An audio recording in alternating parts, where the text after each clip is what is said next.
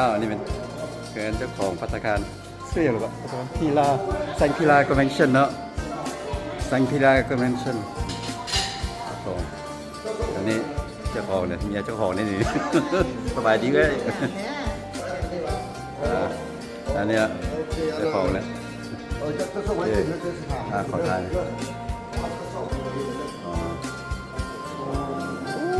งามสวยว้าว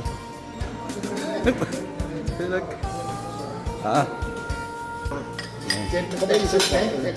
ใช่ มันสุดก่อนหน้านั้นอีก ภัตตาคาร ที่ค่อยมาก็48 ปี น้ำหมูเนี่ย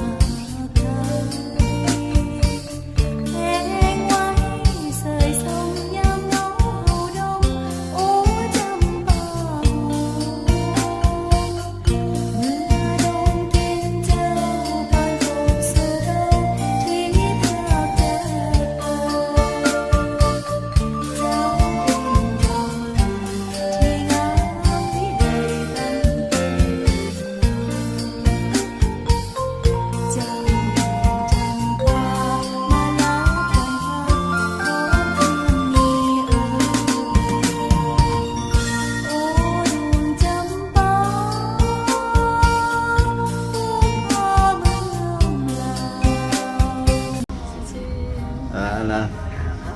กระดึงงามงามนี่สีงามเลยป้า